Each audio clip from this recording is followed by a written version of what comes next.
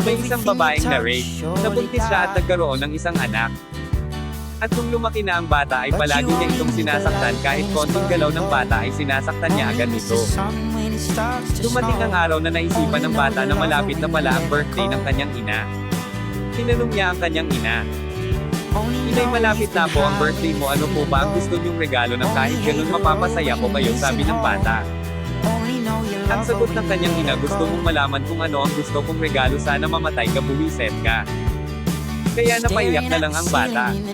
At nang dumating na ang kaarawan ng kanyang ina, hinahanap nito ang kanyang anak dahil hindi niya nakita, puno sa galit ang kanyang ina sa sigaw dito sigaw doon.